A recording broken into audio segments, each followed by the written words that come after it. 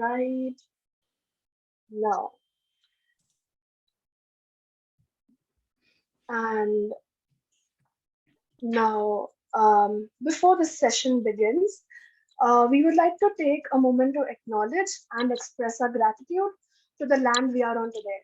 This land has sustained the generations that have preceded us and continues to nurture us to this day.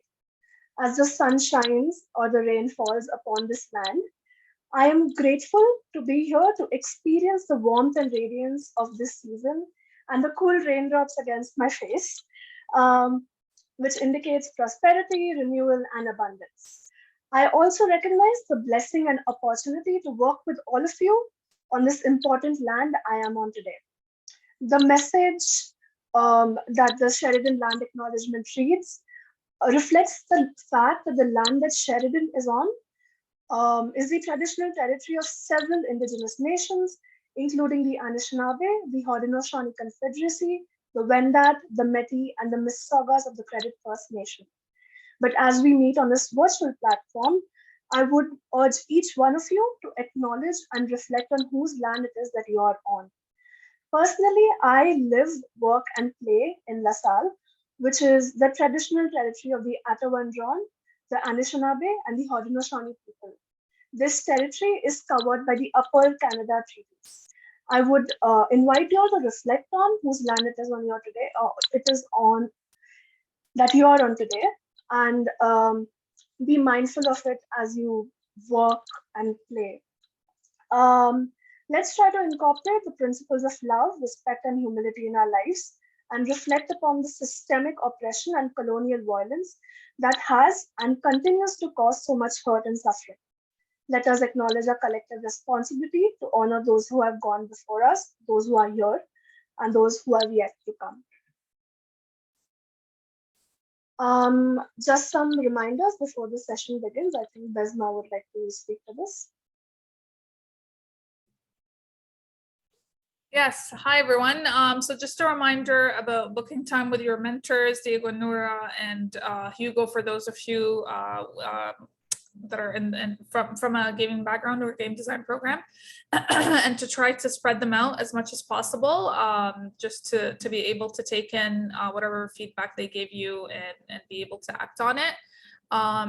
So each of you have up to 3 sessions per mentor by the end of the program, which is now 8 weeks away.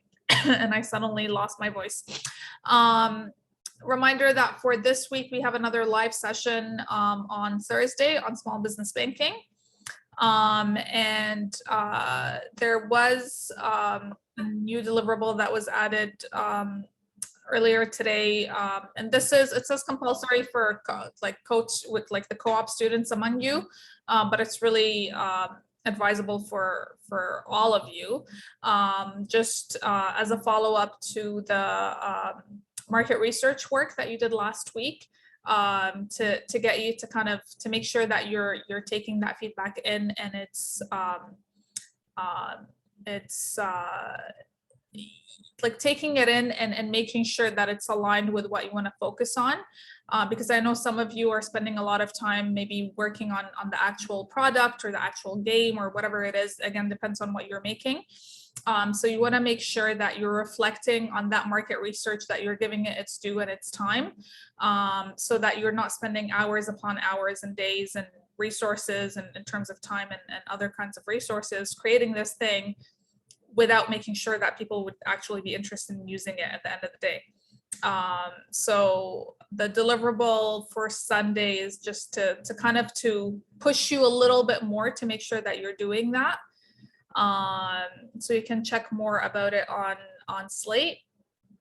And then we actually had a couple other reminders that we forgot to add on here. So we posted on Slack sometime last week asking if people were interested in coming to the space physically, interested and able to, if we have special guests, or just to have a workshop in person all together. So for the special guests piece, that information is getting confirmed this week, so I might have more to say on that on Thursday. but it's more local government, so like municipal, specific to cities where Sheridan is located. So we'll see how open we can have that and see who would be able to come. So hopefully by Thursday, I'll have more details that I can share. But for that piece, just as a day to maybe mark, if you are interested in this kind of thing, if you were one of the people that said yes, it would be on June 22nd. So just a couple of weeks away. So that's for that piece. And again, hopefully Thursday I'll have more. And we were also thinking of actually having a workshop in person later on in July. So we were looking at July 19th, which is a Tuesday. So if you can put like a yes or a no in the chat about July 19th, if you would be able to come to the Edge Space in person, which is in the HMC campus, which is Sheridan's campus in Mississauga, across the street from Square One, which is City Center, Mississauga, for those of you who might not be from Mississauga. So we might have it online and in person. So again, it really, like, if most of you say I cannot come in person, then we're probably not gonna like force you to like come in person. What time? I mean, we do have these workshops scheduled in the evening, but by July, for those of you in school, for those of you in high school, you would be out of school. So I mean, we could potentially consider making it earlier in the day and add other components to it to get you all involved. But for now, can we just, we'll figure out the timepiece, but for now, can you just put yes or no to in person for July 19? So I see 2, 3 yeses, 4 yeses, 2 no's, 3 no's, 4 no's, 5 no's, 6 yeses. I don't know if it's the same people responding multiple times at this point. Okay, so right now it feels like 50-50. Okay, so we might then send you an official poll for that piece so that we can help confirm if that would be in person or not. But for later in the summer, we are definitely planning. There is also a plan to have like a networking session later in August. So actually right after the program is done, that would be open to everyone involved at Edge. So it wouldn't be just for people in this program. So we're starting to plan for more in-person pieces for those who are able and interested to come. Okay, so that's it for me for reminders. Thank you. So I guess I'll pass to you. Yeah, so the facilitator for today's session is the awesome Melissa Silber.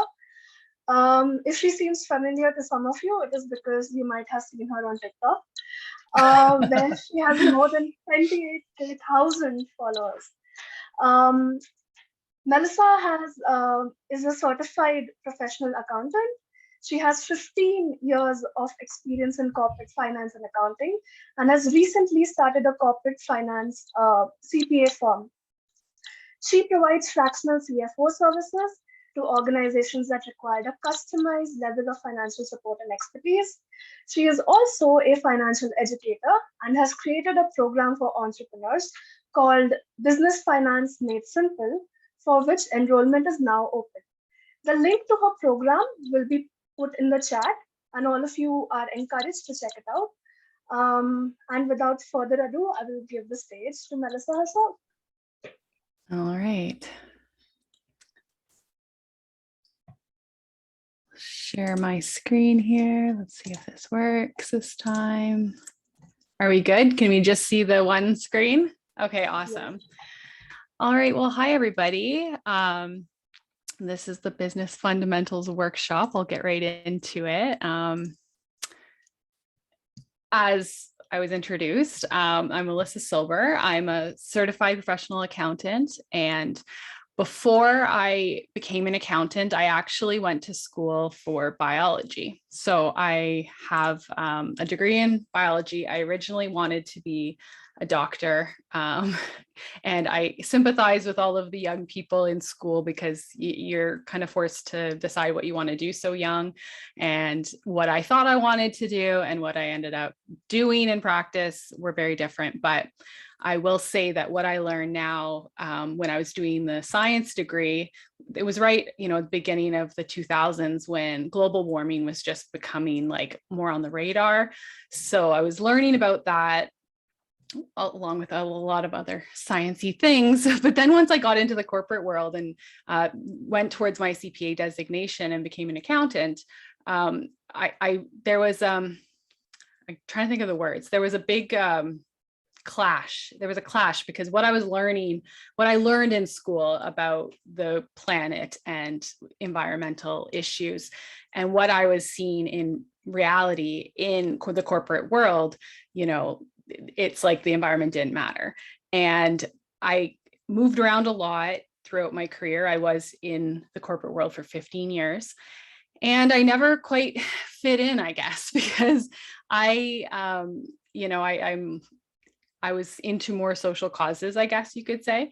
And so I eventually quit. Back in 2021, I am part of the Great Resignation and I just quit my job. I didn't know what I wanted to do, honestly. I created the CPA firm shortly after that. But I knew that what I was doing in the corporate world wasn't fulfilling me. And I wanted to get information out to people and help kind of the smaller businesses, because what you see in these large corporations, they have a market share. They have everything, like all the Amazons, the Walmarts, like they have teams of accountants that are analyzing every move financially for the business. So if there's a bad investment, they can pull it really quick. Whereas the smaller businesses, they don't have the resources to have those analytics. Like they can't hire a team of CPAs. So I want to either do that on a fractional basis for businesses or give them the tools to understand what a CFO is going to be looking for, and have the basic knowledge. Because like my tagline for the program I created is if you own a business and you don't have a CFO, you are the CFO. And I think that scares a lot of people, because people, if you have a business that you're passionate about and you get it started, it can be very, very successful, but the finance part, the audit part, the keeping everything in order, that can be a little scary sometimes. And that's what I'm trying to do, is like demystify that a little bit. So if you do want more information on my program, I definitely would offer a huge discount to anyone who is in this program, because I've seen all your business ideas and I love that everything's sustainable. So yeah, put your emails in the chat if you want me to contact you with a promo or something like that after this. And let's get into it. Oh yeah, so here's my TikTok. This was not a planned thing. When I went on my own, I had a call in a networking group with a TikTok coach, and I just created a random. The TikTok that went viral was me doing a scenario of me talking to a CEO of a company that I worked for, and him trying to get me to write off like $20,000 worth of furniture, like for his house, and me saying, no, that's not a write-off. You can't write that off. And it just completely blew up. And I got like 20,000 followers overnight, which was pretty intense. And I don't know, it was very weird. But I would say if you're not on TikTok with your business, definitely do it, because it's like the biggest platform right now for promoting your business. And yeah, it's been really great. So yeah, this is my TikTok. So I want to help you. I know you guys are all new entrepreneurs.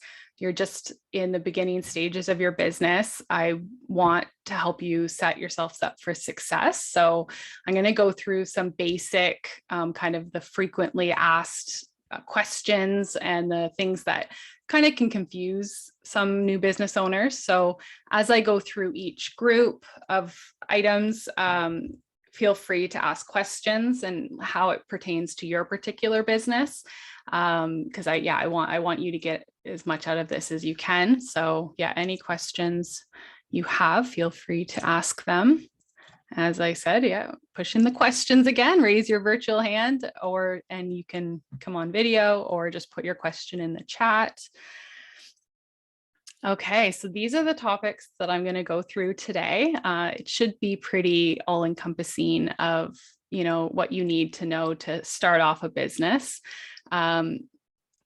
First one is the sole proprietor versus incorporation. I'll just jump right into that. Okay, so a lot of businesses, you'll start off as a sole proprietor. And what that means is you and your business are one legal entity. There's no difference. So that can be good and bad. It's easier for tax purposes. All of your personal tax stuff and your business tax stuff are all just done on one return. It's one entity. So, and it's controlled by you. So where this can kind of get dicey is if you have a business that has any risk involved, like say you're renting something out that someone could get hurt on and someone hurts themselves. Can you keep in mind on? Yes, absolutely. These are the rules of like finance. So financial statements, how you read them, it's going to be not-for-profit and charity will be like similar. So yes, so if you're doing something that has risk involved, you want to make sure, like you typically would want to incorporate, because if someone got hurt and they decided to sue, they would be suing you personally. And so incorporating can reduce your personal liability, because ultimately, like you can find yourself in a lot of trouble and they can go after your personal assets as well. Corporation, the process of incorporating usually doesn't happen until your business has been out for a while and you have a good amount of steady income. And once you incorporate, your business becomes a separate legal entity. So the activities of your business no longer go through your personal tax return. It files its own tax return as a separate legal entity. And therefore the corporation can hold liability insurance that would cover the business any sort of liabilities that it incurs. I will say that whether or not you operate as a sole proprietorship or a corporation, always, always, always open a separate bank account for your business. You want to make sure that if you get audited, you get audited about once every 7 years for a business on average.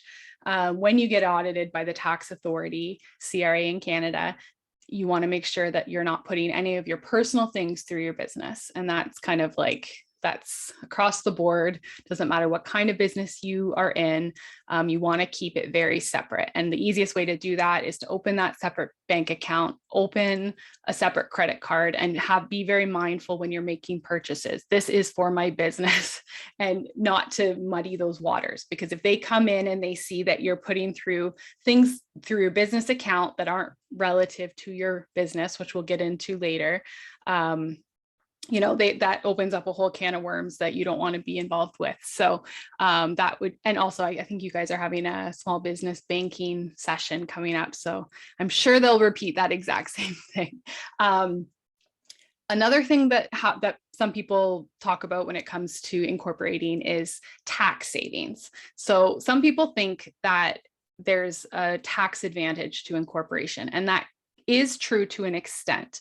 If you need all of the revenue from your business, all the profits, if you need it all to survive and there's nothing left over at the end of the year, there's not really a tax advantage to incorporating. Once your revenues well surpass your expenses and you have a profit that goes above and beyond what you need to maintain your lifestyle, and you have excess, leaving it in the corporation does act as a bit of a tax shelter.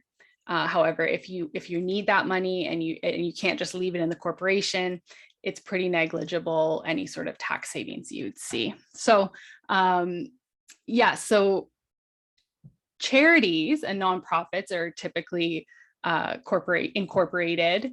The last organization I worked for was actually a registered charity. So yeah, so it's just a matter of what tax return you file.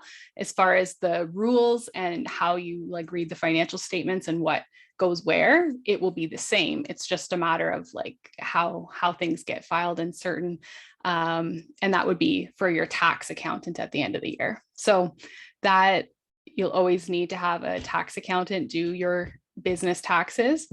You can usually do them yourself when it's like just you as a person, but once you get business income in there, you want to have a professional do it. Okay, so I'm going to move on. Does anyone have any questions about business structures or wanting me to go into any other type of businesses? All right, I'll move on. Okay, HST. Oh, excuse my dog. Okay, HST.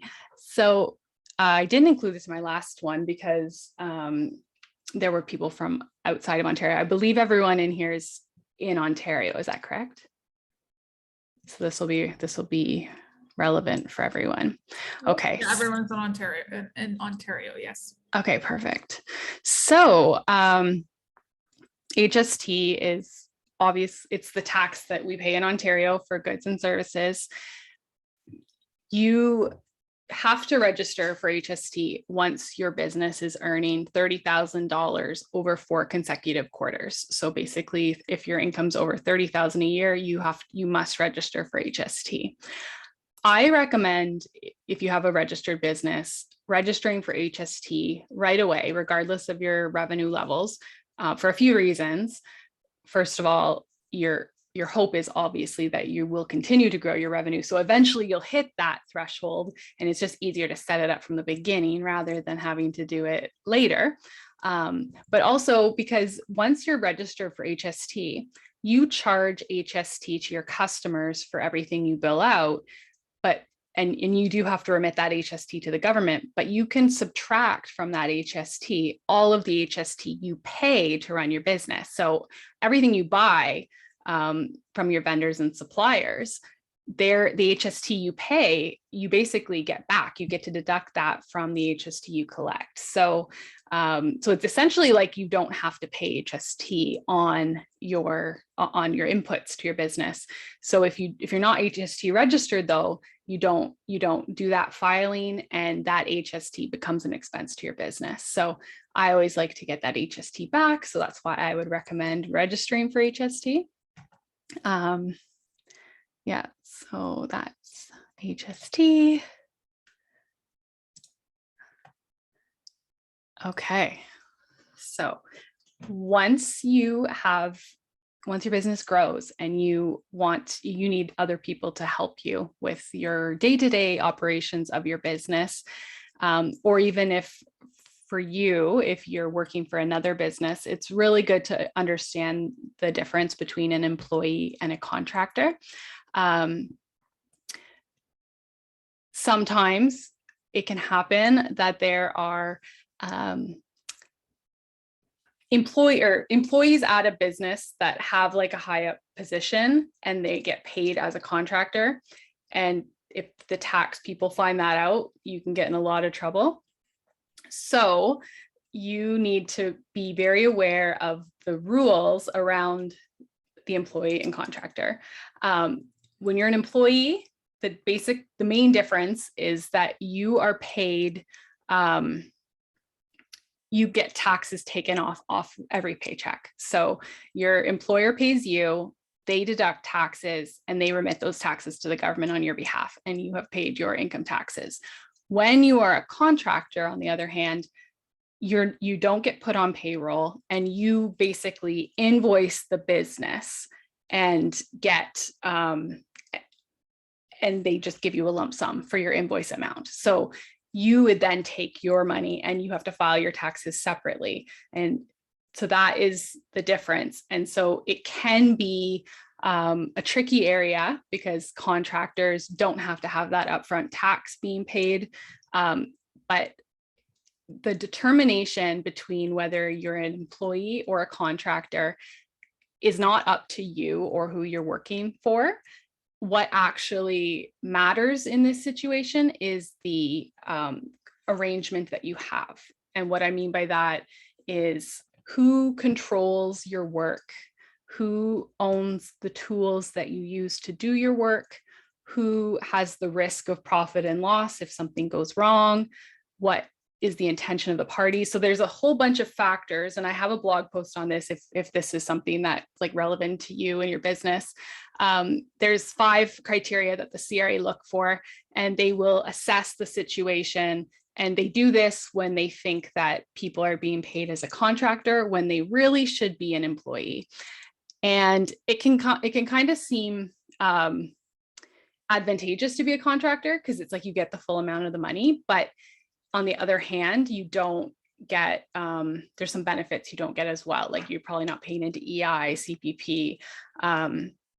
So you want to just make sure that you're in line, I guess you should say, with the rules on this one before you proceed with becoming a contractor or an employee. So is there anything else on this one? I'm trying to think. Yeah, okay, so there's a question here. Do nonprofit organizations, charities need to register for HST? Yes, they do. They do.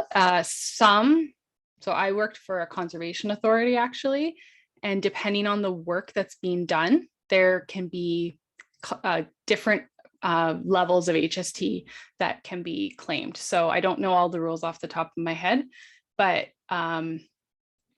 you have to, there are different rules, but yes, they do have to charge HST. And also with the HST registering,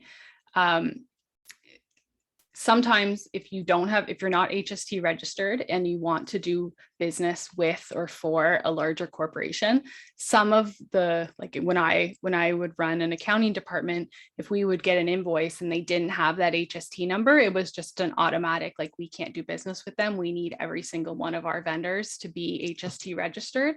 And so I always thought of that on the other hand, like, you know, it kind of makes the small guys lose out because they're not registered, and you wouldn't want to prevent yourself from getting that business because you're not registered. If a social enterprise has volunteers instead of employees, is that okay? Yeah, that's definitely fine. You have to just be really careful when you're dealing with people under 18. There's a whole whack of rules that come to being an employee of youth. So you definitely want to make sure that everyone is adults, or if you want to employ youth, you just need to make sure you're looking into it, making sure that, you know, you're doing everything by the book there. But yeah, no, that is fine. Okay, so I talked to a lot of business owners when I first left and started my CPA firm. My original plan was I was just going to be a fractional CFO. I was going to offer the services that I would do for large corporations for smaller businesses.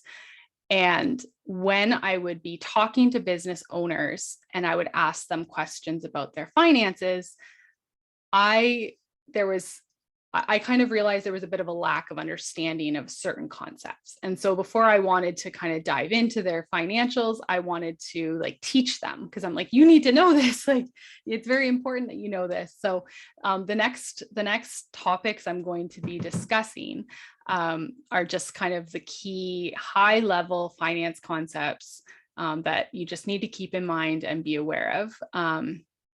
Business owners all the time want to talk about sales numbers, and you see it all the time. Like, you want to get to $10,000 months, you want to, you know, and they're talking about the sales number.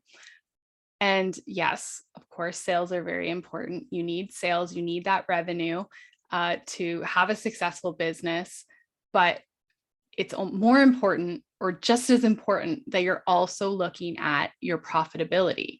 because there's businesses that, can have $10 million of revenue a year, but their expenses are 11 million. So they're actually at a loss. They don't have profit, and long term, it's not viable. So this is a key thing that you, especially if you're especially if you're producing goods, if it's services or like a electronic product where your costs aren't like very high, like it's a set cost, that's a little less risky. But whenever you're creating a product to send out, with the crazy inflation we're seeing, that's for basically all inputs. So the cost of materials is skyrocketing, and not to mention the cost of freight. Freight is just killing small businesses. And if you're not on top of your profitability and making sure that as those freight costs or as your material costs go up, if you're not also increasing your prices or, sourcing out a cheaper alternative, it can very easily put your business into a non-profitable situation. And if you're not on top of that, you can't course correct quickly enough. You're not aware of it until, say, the end of the year when you go do your taxes and all the receipts are added up and it's like, oh crap, I didn't actually make any money. So you don't want to be in that situation. You want to always have your profitability at the top of your mind. So yeah, and that is across the board, because we'll get into that actually next when we go into our income statement. We'll see how that's all calculated. All right. So this is an income statement. This is your statement of operations, you could call it. It shows how your business did, how it performed over a period of time. So it is like this one in particular is for the 5 months ended May 31st. So right up at the top, it's going to have your sales number. So that is like the money that you've brought in. Cost of goods sold is immediately deducted, and that would be your cost of your raw materials, cost to the shipping would be in there. Anything that is a direct cost for you making that sale would go into cost of goods sold. Once you've subtracted that, then you get to your gross profit. And for larger businesses, they have more operating expenses than smaller businesses. This is a pretty in-depth financial statement that a smaller business might not have this many lines. But basically, what you get taxed on is your net income at the bottom. So your sales is 100,000. Where would salaries go? That's a good question. Okay, so salaries would go either in, it would be under like administrative expenses here, unless you are, if you are an owner of the business, you can be on salary, but sometimes your income is considered an owner's draw. And so what yours comes out of is, so once you get to your net income, and this is like for 5 months, I should have done a full year one, but once you're at the end of the year and you see what your net income or your profit is at the bottom, that's what you're taxed on. So that's what you pay your income tax for the year on. And whatever's left after tax, that is basically moves onto your balance sheet as your equity. You've earned that money, it's yours free and clear. And that is typically what can get distributed to your shareholders of your organization by either dividends, or owners can take that out as an owner draw. And when owners take money from the business from the owner draw account, they have to pay taxes on that income when they do their personal income taxes. So, but in a lot of corporations, there are the salaries for the high level executives are all in these operating expenses. So yeah, so what an auditor is going to look for when they come in here is they're going to make sure they want to see that your sales are properly stated. So a way that people want to, basically a way that people cheat to pay less taxes would be to understate their sales by taking cash, for example, and saying, oh, like if you give, it is $5,000 cash or $7,000 if we do it on paper. And then basically that cash money doesn't ever hit the sales line. And so that is tax evasion. So you want to make sure, even if you are receiving cash payments, that it is still hitting your sales line. Cash itself is not a bad thing to take, but cash that's unrecorded is technically not legal. So that's what auditors are going to look for. Is they're going to make sure that all the sales, all the money that's come into the business is properly recorded on your sales line. And then on the expense side of things, another way that they look for cheating is if people are padding these expenses to reduce their taxable income at the bottom. So if they, if you bought something for $5,000, you throw it into one of these categories and it's for your own personal use, that has reduced your business's taxable income by that $5,000, and you pay tax on the lower amount.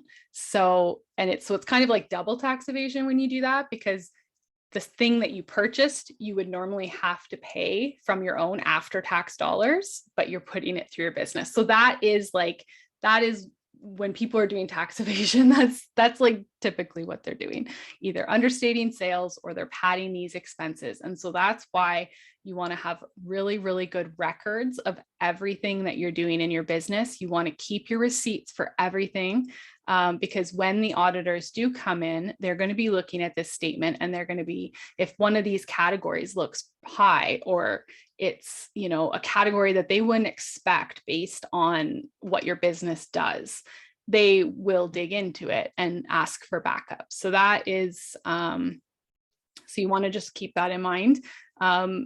Be always prepared for that audit that will eventually come. I mean, it's not, they really, CRA was really slow with audits when COVID hit. They got really busy with all of their SIRB and SUS and all these programs that they rolled out, and audits kind of took a back seat.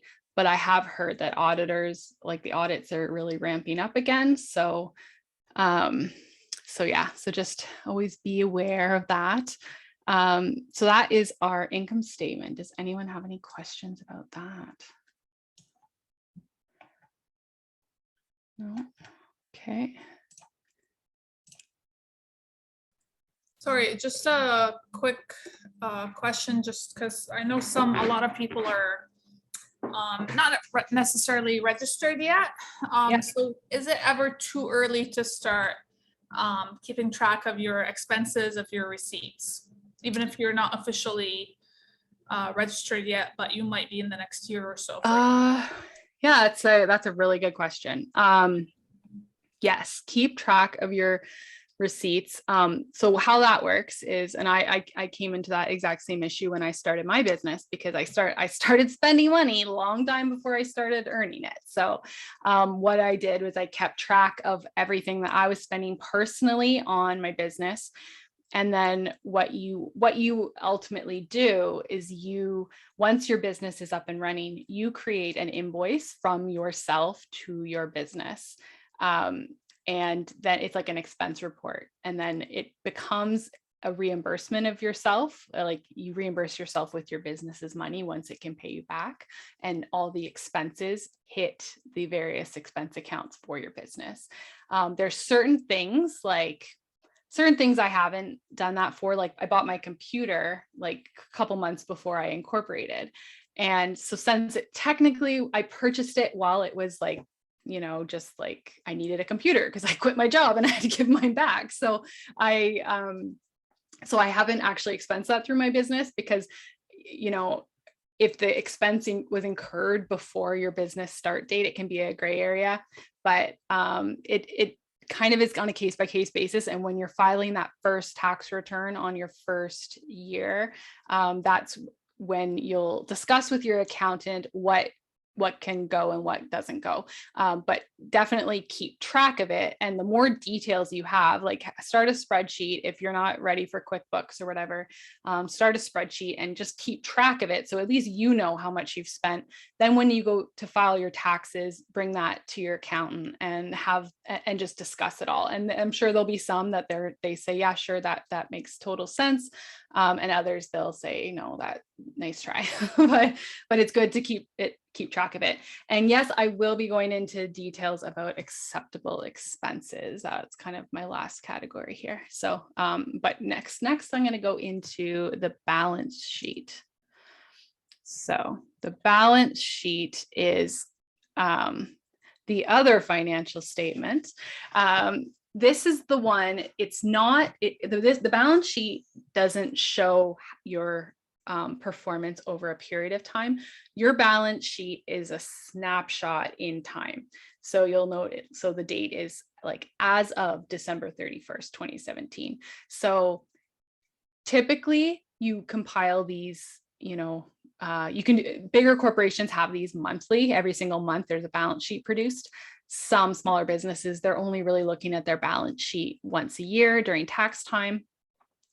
How I like to relate, like how I like to describe this in ways people get is, say you buy a house. The assets are on your left side of the balance sheet, and the right side of your balance sheet has to balance to your assets, and it's made up of your liability and your equity. So if you bought your house, say we live in a dreamland and you can buy a house for $500,000 and you have $100,000 down and you need to have a $400,000 mortgage. Your balance sheet would have a $500,000 house on the left. Liabilities would be a $400,000 loan because that's what you owe. And your equity in your home would be $100,000.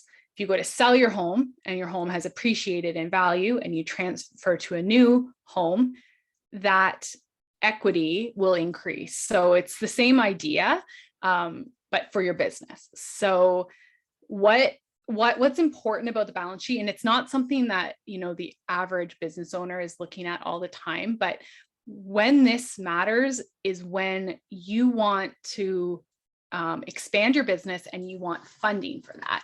So you want to go to, say, BDC or any bank and you want a loan. They want to see your balance sheet because they want to see, first of all, what your business owns and how much you're already leveraged, how much you already owe other people.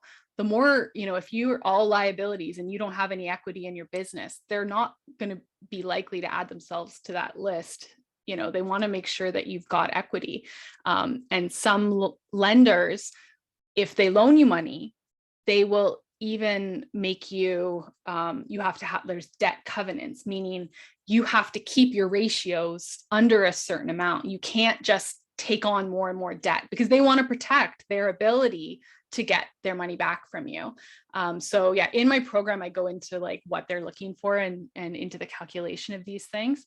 But for a high level, this is what it is. How do you go about keeping track of finances? Okay, we'll go there in 1 second. So yeah, this is just a snapshot. It shows how healthy you are as a business. And you can see, if we go into a little more detail, however close to cash your assets are, they go up to the top. So your first things listed are going to be all your cash accounts, anything that's considered like cash, which would be like cash is, I think, investments that can turn to cash within 3 months.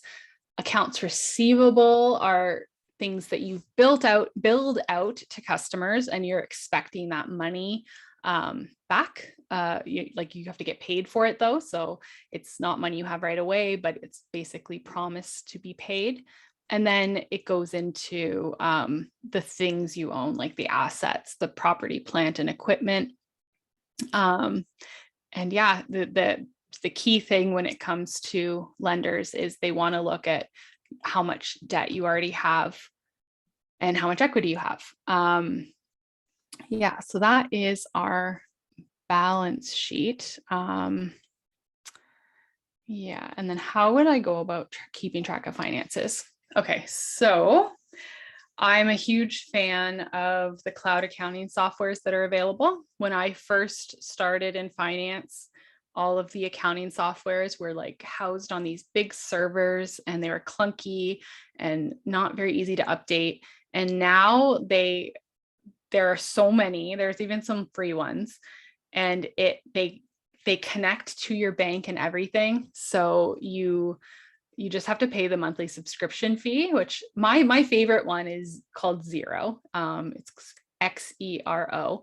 QuickBooks Online has like the biggest market share of any cloud accounting software, but I haven't heard the greatest things lately about like their customer service. So if you run into trouble, like there's not always, it's kind of hard to get people there. So that's why I like Xero, because their customer service is really good. And basically you just, you spend your money in your bank or your credit card and the transactions just flow through to the software.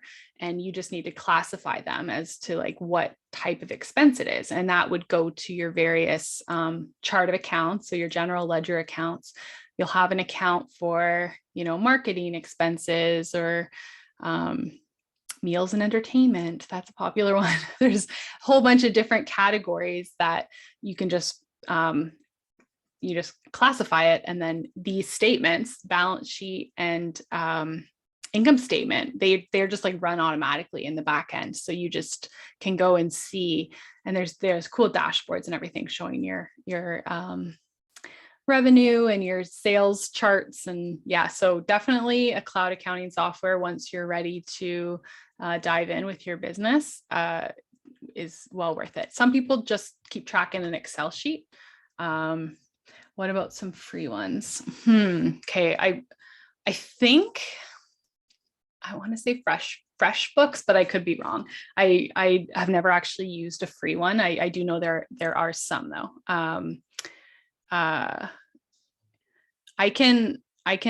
I know there's a blog post that a different accountant made that outlines all of the different ones. So if you guys want to put your emails in, I can follow up with that one.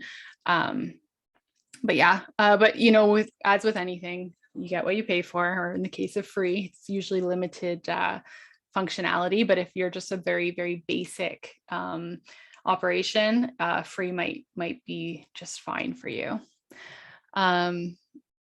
Okay, so that is our balance sheet. Another thing that a balance sheet is important for is if you want to sell your business. So when you have a value, like when you want to sell, if your business is super successful and it has good projections and your sales are steady, you're going to get a business valuation done. And oftentimes a purchaser will want an audit done. So they're going to do an external audit on your financials to make sure that everything is as you say it is, and how your balance sheet looks is going to kind of help determine what your business is valued at. So you want to make sure that everything's staying healthy and your ratios look good on here. Similarly to getting a loan from a financial institution, those same kind of metrics are looked at when someone's buying your business as well.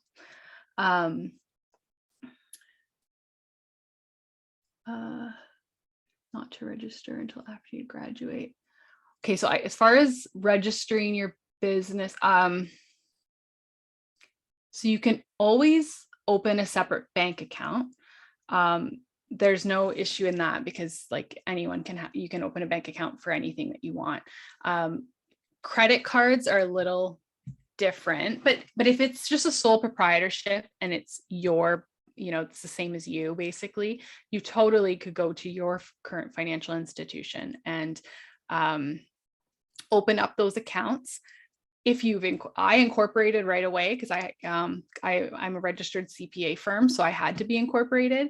And because it was brand new, I only could get a $5,000 credit limit because it's like its own entity. It's like my business had just turned 18, getting its first credit card, and you have to like build up that credit for your business. But if if it is you, if you're still just doing it under a sole proprietorship, I don't see an issue with going and getting a bank account and credit card once you have your business idea. As far as not registering until after you graduate, there's probably maybe some tax implications on that. I've I been know. told, Yeah. sorry, this, Yes.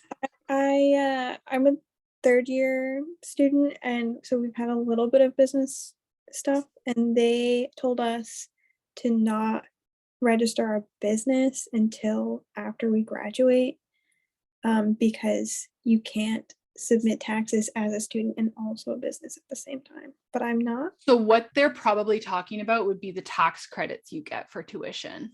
Okay. Yeah. I would think because I know when you are a student, anything you pay in tuition, you get like a pretty good tax break on it. And I think probably if you had, but I mean, if you're starting the business, like where else is that income going to go? So it's all going to be part of your income taxes. So maybe if they're saying hold off on doing any sort of business operations, but I'm not so sure on that one. I don't know if I have the best answer on that, but yeah, I don't know. So I'm an illustration student, so they're like assuming we're gonna do like contract based work pretty much as soon as we graduate. So they were like, don't, like, you can take work beforehand, but you can't have the HST number if you don't have a registered business. So that's true. that'll That's be true.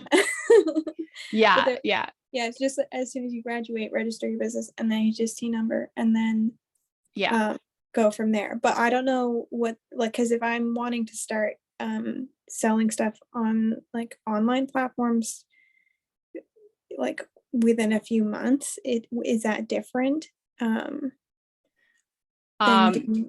If you want to start selling online, I think you might have to have your business registered. Okay.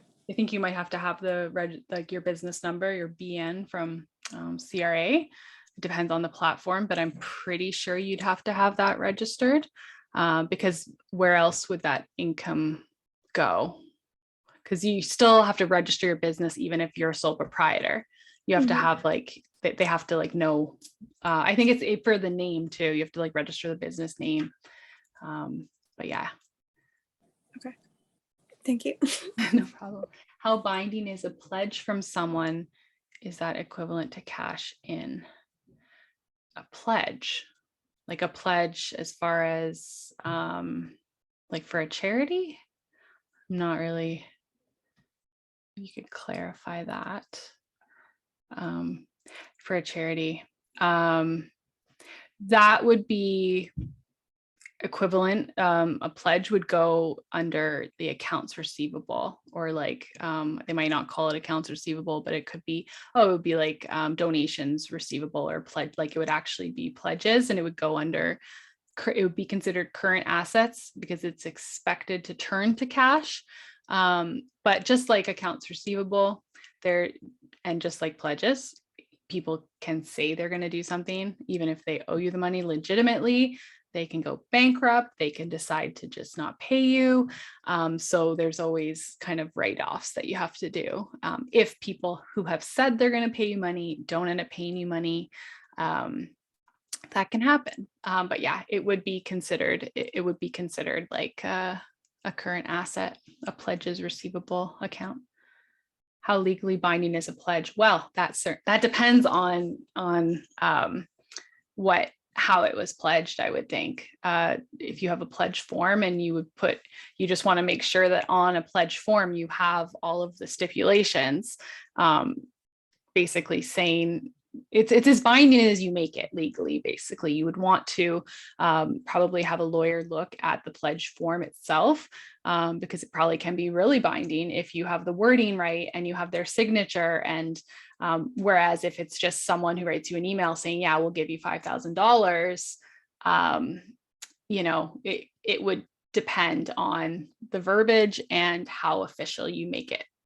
So yeah, definitely want to bind people as much as you can. But yeah, a lawyer would, anytime you're dealing with writing up documents like that you're trying to bind people to things, you'd want to have a lawyer review it just to make sure you cover your butt. Okay. And this is like the most fun scene ever. I hope everyone's a Schitt's Creek fan, but that's not a write-off. I'll play this clip, but first we'll discuss. There was a question earlier about what can be written off and what can't. And it's a tough question, and there's so much room for interpretation in it. It's not a one size fits all. Basically, you can write off things that are necessary for your business to earn its revenue. So, the example I did in that TikTok that got like so many thousands of comments of people arguing with me saying, oh, that is a write-off. Like, what if they have a movie set? And it's like, yeah, if they had a movie set, it could be a write-off for the couch, but it wasn't a movie set, trust me. But it's basically, it completely depends on what your business does to earn revenue.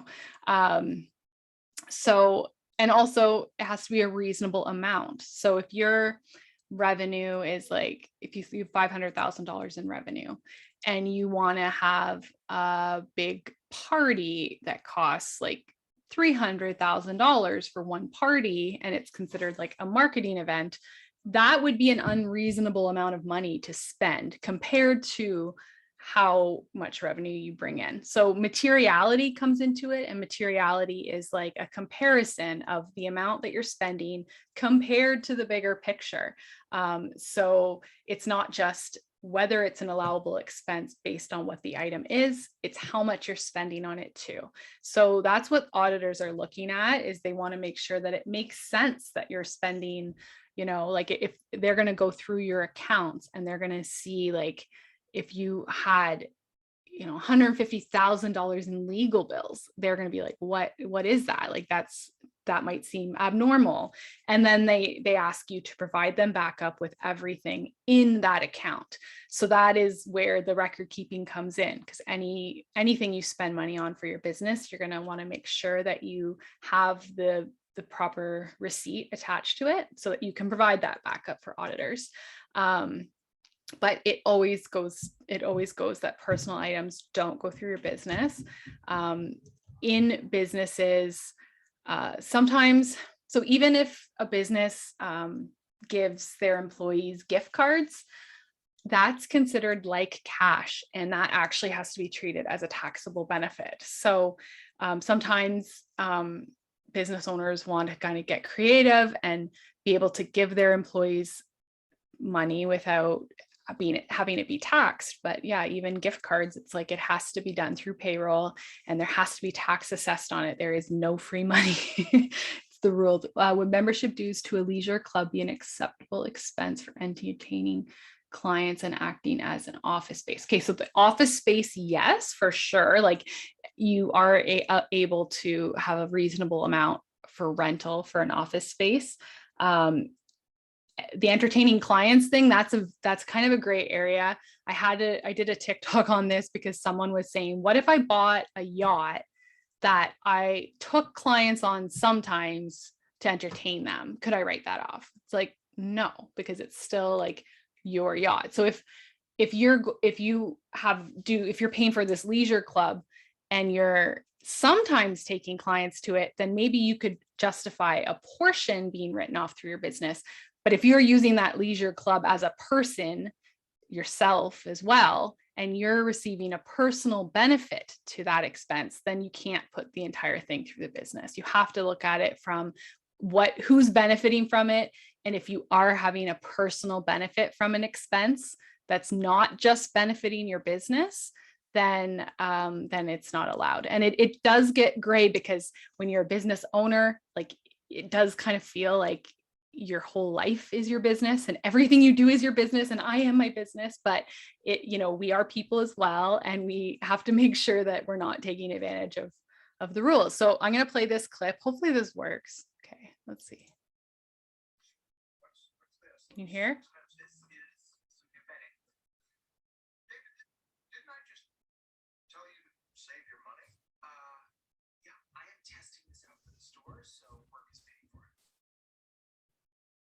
Paying for your bedding? What is that? Is that a new lamp?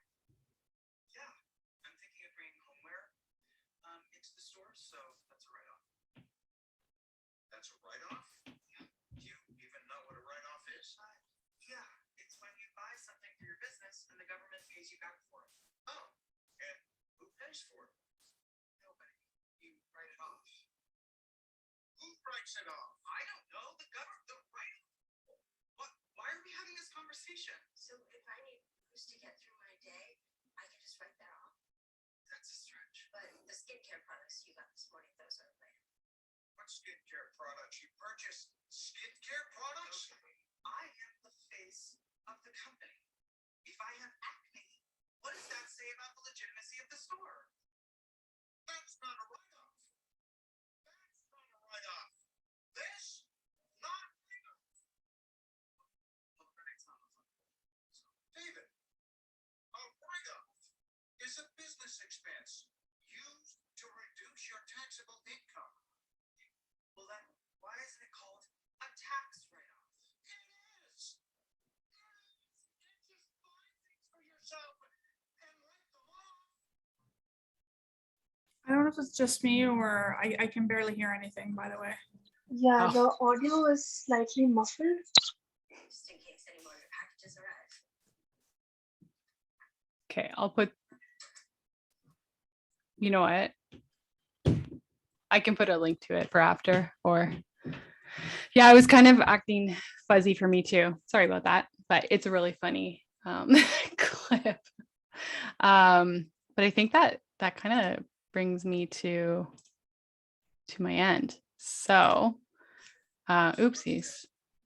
There we go. Yeah, I can, if you guys wanted to watch that, I think I put it in my blog post as well, but that was a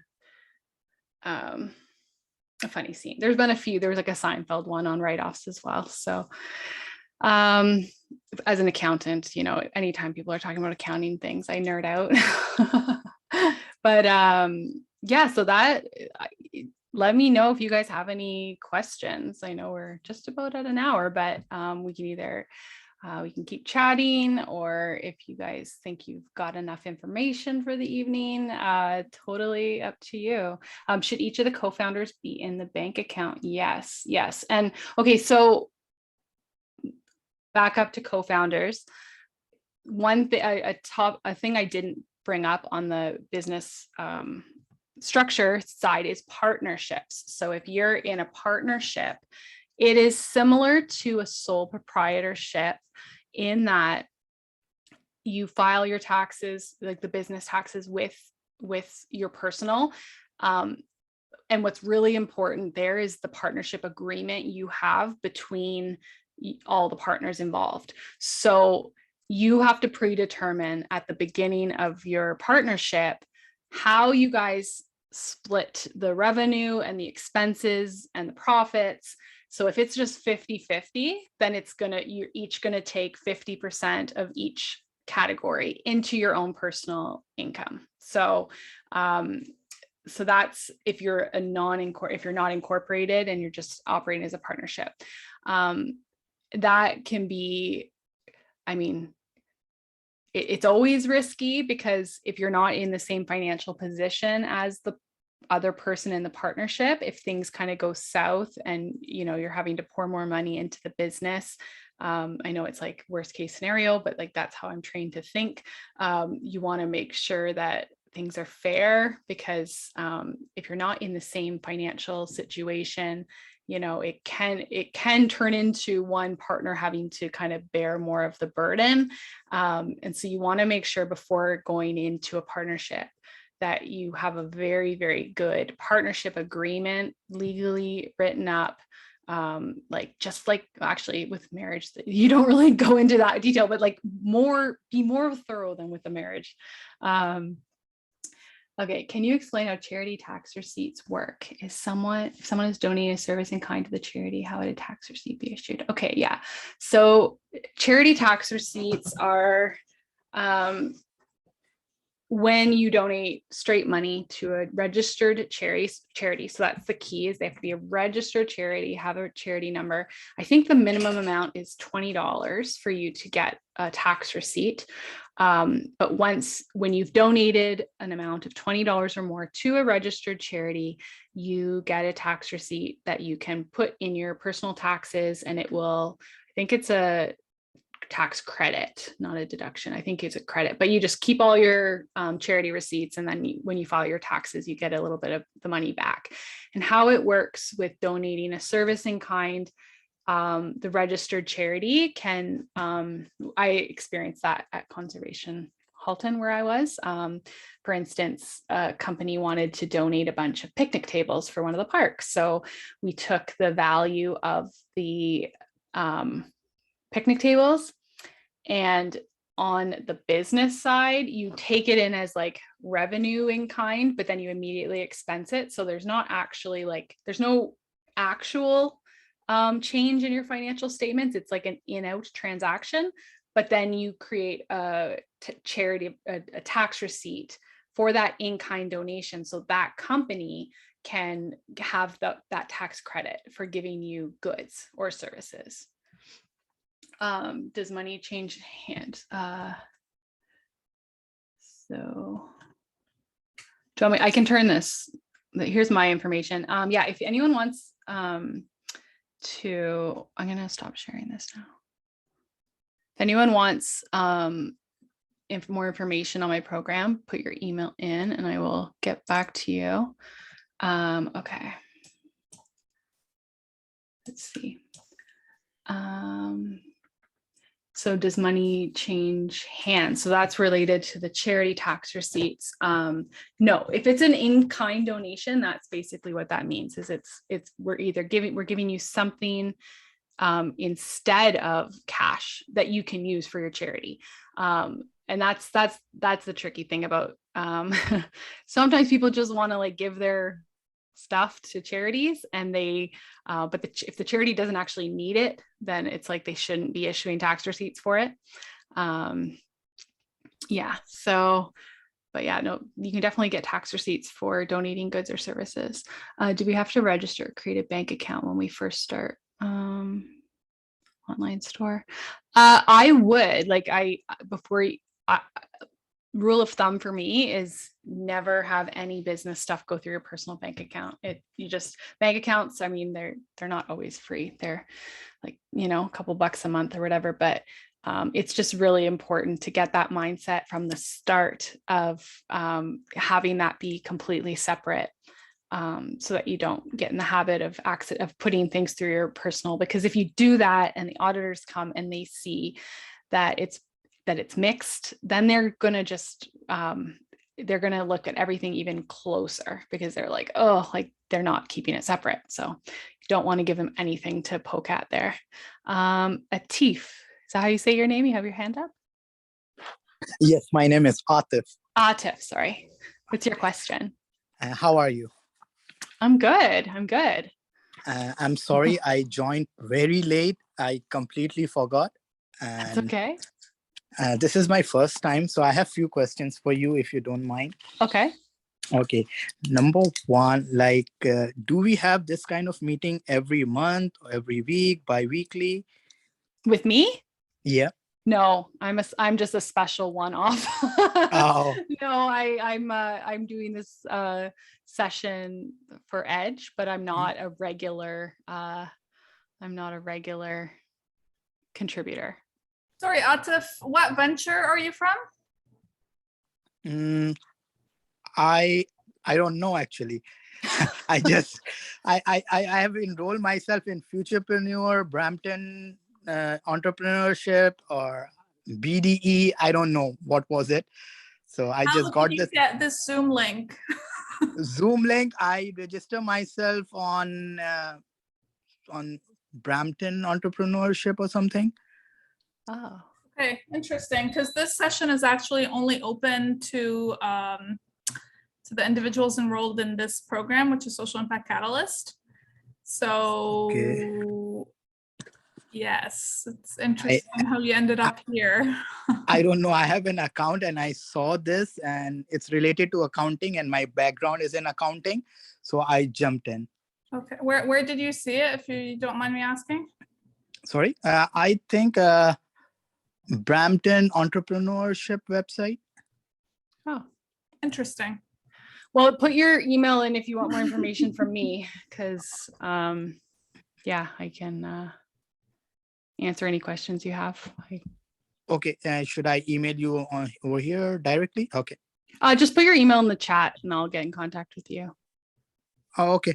Because I am trying to, I have an accounting background. I have a degree in accounts and I have done post-graduation here in accounting. And right now I wanted to start my own accounting firm, but I don't have a CPA designation.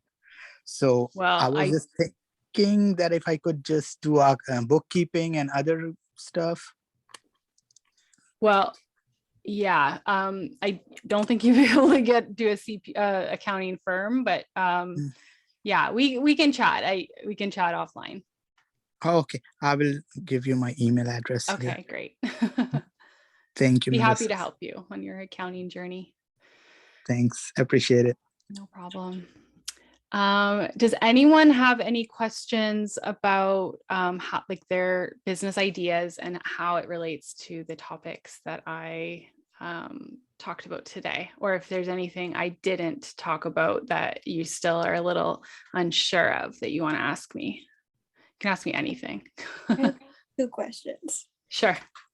So my business is supposed to be we're selling products and then donating part of the proceeds to charity. So I'm wondering Okay. how that would work with the accounting. Like, would that be an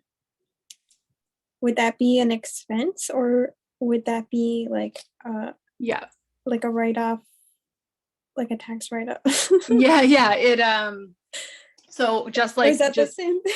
for people, like individuals, there's tax, like all the charitable donations you make, you get credit on your tax return.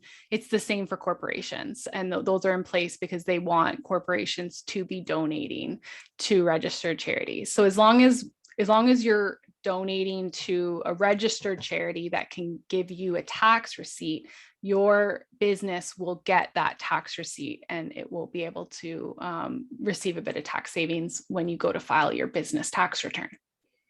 Okay. Yes.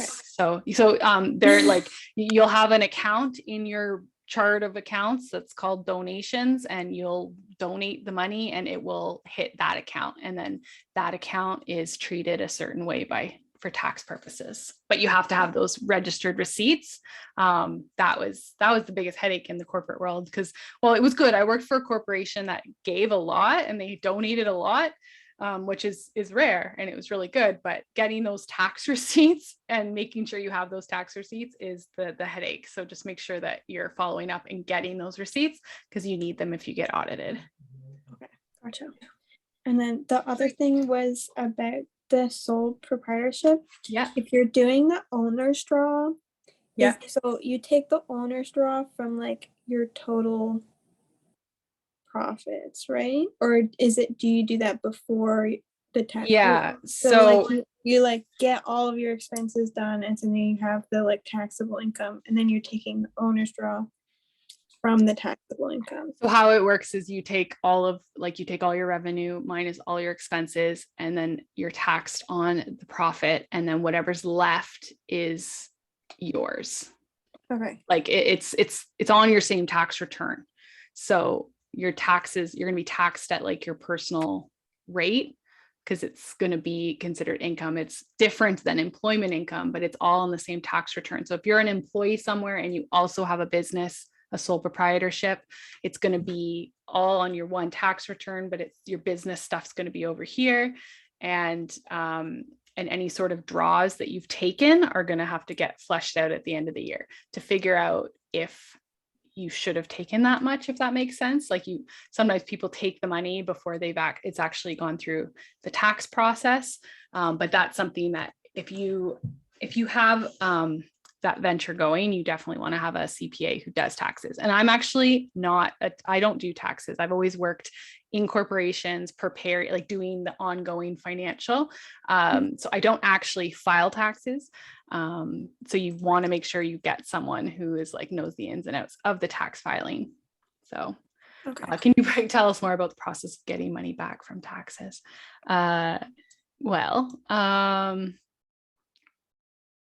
You mean so getting money back from taxes?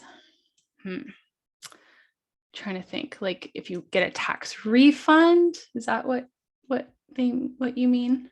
Okay, so tax refund, that's kind of more on a personal level. Like, I mean, I guess a business can have a tax refund as well if you've paid more than you needed to, but how it works when you're an employee is every paycheck, they take off a certain amount of tax and submit it to the government for you. What happens at the end of the year when you file your taxes and you take into other consideration, you take other considerations into it, like you, they'll look at if you have dependents, or, you know, if you have a bunch of charitable donations, or like all these various things that you're allowed to get tax incentives on. And then they look at how much you actually paid at your employment place of employment. And if you overpaid, that's when you get a refund. So it's just a matter of like when you're an employee, they take a set amount, and then sometimes it works out that you paid too much. Sometimes it works out that they didn't take enough off. Say you have a side hustle and you didn't pay any income taxes on it. And then when you go to file your taxes, you're short and you actually owe taxes. So a lot of self-employed people find themselves in that situation where they actually owe because they don't have a deduction happening throughout the year. So yeah, that's how that works. Stephanie. You said something interesting about the previous company you were working for, where they were having issues with their tax receipts from charities. So was that because the charity wasn't giving them out fast enough, or? There is well, okay, so some charities aren't good at it. Like some charities are right away, as soon as you make a donation, they will send your tax receipt like right away. Other charities, smaller charities, or charities that just aren't on top of their bookkeeping, some of them only give a tax receipt if you like hound them for it. Like they just, it's not always just like done automatically. So some charities more than others, you know, you just need to be on top of it. And that's why I get in the habit of just if you've made a charitable donation that you know you're going to need that backup for, just kind of start following up right away. Some will send it right away, and it's becoming more common that it's right away because everything's automated. You know, I've worked a long time and it's come a long way. I'm sure it's a lot more automated than when I was chasing receipts because they were done manually. So. And then the other question is, I guess, being paid as an employee versus private contractor, can you be paid as both? So if you take on a role as an employee, but then you do special projects that are above the scope of your normal work? Not from the same business. So your relationship with a business that's paying you is going to be deemed as either a contractor or an employee. If you start off as a contractor and, you know, it's like, here's our contract and you're going to do these deliverables for this amount of money. And then your scope changes and you start doing more and more, and you start, you know, you're dependent on only them for income. You don't work for any other businesses. It can slowly kind of morph into, then you're an employee. So it's not, you can't do both. Like you can maybe start as one and you might have the intention of being one, but if the terms of your relationship change, you can morph into an employee, and then you have to kind of reassess and make sure that you're being treated as an employee. And a lot of businesses want to keep you as a contractor because when you take into consideration paying for benefits for an employee, in some cases, it can be like, say someone has $100,000 salary, it can actually cost the business about $130,000. It's about 30% more it costs them to have you as an employee. So it is advantageous for businesses to want to pay you as a contractor. However, the CRA can have a problem with that if they come in and say, yo, you're definitely an employee. Like you sit in the building, you don't work anywhere else. Like, you know, so yeah, that's how that works. You can be, so there's also another little confusion point here. You can be a contract employee, which is tricky. Technically, that would fall under employee. If you're a contract employee, you're still getting your taxes taken off every pay, but you're just there for a fixed term. So the contract part just means that you're not a permanent employee, but you are considered an employee from the tax man's perspective. So yeah, contract employee is not a contractor, it's actually an employee. So then how would you justify, like, you have a full-time employee and then they're taking on extra tasks like building a website or managing, you know, various projects above their normal scope of work? How would you leverage paying that person? Yeah, so I've actually made some TikToks on this because I am not a fan of these practices in the corporate world. And I've seen it my whole career where, you know, they take their salaried employees that aren't paid hourly, so they don't get overtime. And, you know, someone leaves, someone vacates their position, and instead of rehiring, they just make the tasks absorbed by the current employees. And then before you know it, you have employees that are, you know, their task lists are just increasing and they're not getting paid anymore. And that has been a phenomenon that's been happening more and more in the last like 20 years. And it happens when people retire and they don't hire someone. So what I'm trying to advocate for employees in this situation. And how I look at that is when you're an employee, you sign an employment contract, which you don't in the States. I just learned they don't have employment contracts, but in Canada, you have an employment contract and you have these tasks, you know, this is your job description and this is your salary. If your job description fundamentally changes, they are essentially changing that contract on you. And so I believe, and I believe that lawyers also agree, that if they're changing your employment contract, you have a right to kind of go back to the drawing board and you know, renegotiate the salary to represent these increased duties, especially if the duties are from, you know, a superior of yours. So you're maybe doing management duties, but you're not actually being paid as a manager. And there's not a ton of protection in place for employees to prevent this from happening. And it's happening a lot. So I do think people need to be they're mindful of that scope creep, because it's very easy to be a people pleaser and say, yes, I can do it. Yes, I can. And I did that my whole career, and it does nothing but get you burnt out. So you have to be pretty strict with the duties you're performing. And so. But so, like, as I guess a business owner, if I like, how do I, like, would I pay that, like, if that person, would they set up a corporation and then you would build a corporation for building the website, but they would still maintain their normal duties plus do these extra projects on the side? Like, how do you leverage that so you're fairly paying the person so they can do lots of other work that they willfully want to do, but get compensated for? Right. So what's the best way to accommodate that? So, I mean, I'm a huge fan of contract work in general, as opposed to employment when it comes to things like building a website.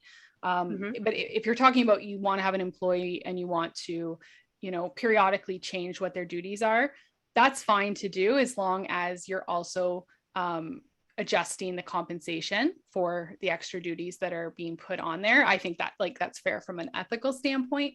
But if it's a bunch of like ad hoc things you need done, like I need a website developed, I wouldn't necessarily, for a small business, go to hire an employee. I would try to find their 9-to-5 work, so like they're set in their roles, but then they want to take on extra work rather than outsourcing to somebody else. Yeah, well, you could give them bonuses. Okay. You could do bonuses for that. If they, it all depends on what was on that original job description and what they're originally getting paid for. So if they have capacity, I mean, ideally you put all those things that you want them to be responsible for, and you put that in the job description from the beginning. But I understand that you don't always know exactly what you're going to need them to do. It can be changing. And that's totally fine, as long as you're just kind of being aware of like what the market rate would be if you did outsource it, and, you know, perhaps give them a raise of that amount. That would be the fair thing to do. But a lot of businesses just don't do that. They just make you do lots of things. So yeah. Okay, thank you. You're welcome. Anyone else have any questions?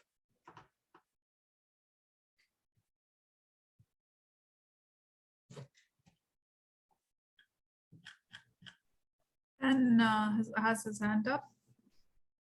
Benjamin. Hello. Hello. Hi. Okay, so I am with a group of students, and we are trying to make a indie studio to develop games. So right now, judging from what we saw in the presentation, we would be sole proprietors. Is that correct?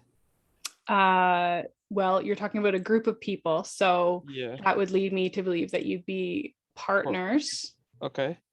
How many of you are? You There's have 4 of owner- us, including 4 of myself. you. Yeah. Okay. So you would need, if you're all 4 owners, you would need to get a partnership agreement, because you can have more than 2 partners. It doesn't have to be just 2. But it and 4 people is a lot of people to own a business. In a situation like that, I would be tempted to go towards the route of incorporation, and then you have shares, and certain people can own 25% of shares, but then the corporation becomes its own entity.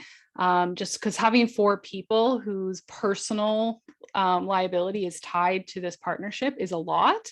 It's you know, unless you're you just never know what's going to happen, and that's just a lot of people. I don't typically see partnerships of 4 people. So if all 4 of you want to be in on it as owners, I would probably steer you towards incorporating. Okay. Would we? Okay, so we're not a registered business. Okay. So I'm like, would we first register and then we would start to kind of look on how we could become incorporated? Like, is that how that works? Yeah, you would register, and you would I think in Ontario you just need to register the name of the business. Do you have revenue? Like, do you have No. projected revenue? Like, you want to make sure before you go through the process of incorporating that you have a viable revenue generating business. Okay. So you want to make sure you're doing that stuff first. And you want to make sure you have like the plan of you know, how everything's going to work, how you're going to make the revenue, what your expenses are going to be. So you will probably want to put more, make sure you have that all planned out before you do the incorporation part. Typically you want to like have a bit of revenue streams coming in. The incorporation process isn't super expensive. It can be done for like under $2,000. But yeah. Okay. And then I just have one more question. So I personally will be taking on the role of sound designer for this venture. So I guess like this is more just like in the future. If I were to purchase, say, like a sound library or something, would that be considered a write-off for the business, or would that be, yeah? Absolutely. Depending on, okay, so we didn't really get into this, but when you buy anything for a business, at the bottom of the income statement where I had the write-offs, the categories of expenses, those are expenses that only benefit the business in that period. So if you're buying something that is like, I don't know your your line of business, so I have no idea like, what it is that you're saying you're buying. But if it's a certain like dollar threshold and it's going to benefit the business for like 2-3 years, you would actually, when you buy it, it would become a capital asset on your balance sheet, and you would amortize it over the life of the asset. So that is how much does this thing cost that you would buy? It's not expensive. It's probably like $200. Oh, okay. No, never mind. That could just be, that would be a write-off. Yes. Yeah. Okay. Yeah. Oh yeah, for sure. No, it's if it's something that's needed to run your business, to grow your business, like you can fully write it off. Yeah. Yeah. Okay. Alrighty. All right. Thanks a lot. Oh, no problem.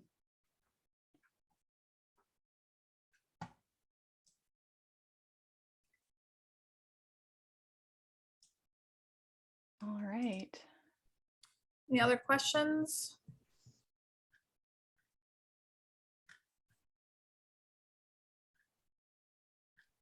Nope. Yeah, I have another Oh. question regarding incorporation. So if you want to Sure. incorporate a business, like how does it work? Like how does it work, I guess, when you're leveraging other people to do tasks? Can you pay those people as private contractors? And do they need a business in order to do such? So if it's just one-off tasks here and there, Yeah. you could pay them as contractors, and you don't have to really worry about like they can just invoice you as a person. Like they do have to have an invoice. So if it's, we're going to pay you $500 a month to maintain our website or something, they would send you an invoice. That invoice would be entered in your business, hit an expense line for website design, you'd pay them, and then on their end, they would have to claim that as self-employment income on their own personal taxes. So if you're just starting out, you're probably not gonna have the money to pay like a full-time salary. So you're gonna want to shop out those little tasks on a contract basis. But you as a business owner, do you have to verify that everyone you're hiring is a registered business, or is that up to the person? No, because they don't, I think, okay, so as a sole proprietor, like it's self-employment income. So you don't have to follow it through to make sure that they're claiming it. But there is, when at tax time, there is a tax form, I believe, that you have to give to any contractor that you pay over a certain amount in the year. And you as a business have to give it to every contractor that you pay that amount, and you file that with the tax authority. And then that's their way of, they can go and cross-reference to make sure that the person you paid that money claimed it on their taxes. Do you know what that form is? Not off the top of my head, I'm sorry. So what's it called if I try to look it up? It's called, it would be tax form for contractor. Let me see here. I can just, tax form for, this is like what I did in my corporate career too, Google. Contractors in Canada. I think it's But owning a corporation, you don't have to verify that your contractors have a valid business number or have a business number. No, they don't have to have a business number. Okay. That is the form T2125. T2125? Yeah. Oh, wait, no. How to file helping business owner. Okay, wait. So that might be the one that the independent contractor files. Statement of contract payments, T5018, statement of contract payments. That might be it. As I said, I'm not a tax preparer. Okay.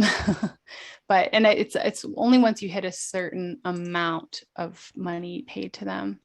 Oh, that's construction. Yeah, I'm seeing T5018. That's form. Yeah, I can, I think you put your email in, right? I can look that one up for you too. It's so confusing, all of the. It is, and I'm a balances behind CPA. Yeah, I know there's so many for Canadian contractors paid. Let's try that. Oh, there we go. Okay, wait. T4A. Yes, T4A. So you know how when you're an employee, you're a T4.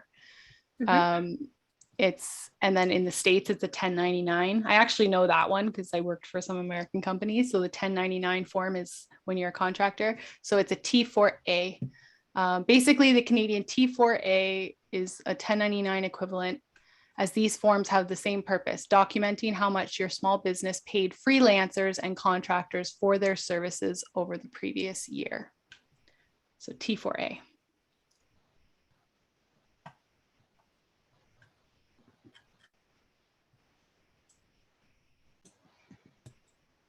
Okay. Any other advice on, I guess, organizing and keeping our books?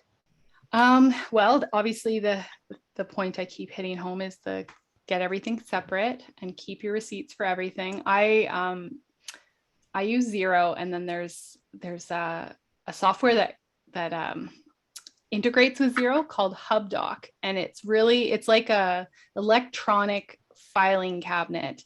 So when you get your, Canva receipt or your like all the little subscription receipts that you get, you just forward it right to this HubDoc email address, and then it pulls all the information out of your invoices and pops it into your financial software. So it's like a receipt document. It's like a receipt repository, but it also like you don't have to manually put things in. So that would be, I think that's good once you start your operations, is to have something like that, so you don't have to do it manually. And yeah, just be on top of your finances. That's the biggest thing I see, is that business owners, they're only looking at their finances once a year when they go to file their taxes.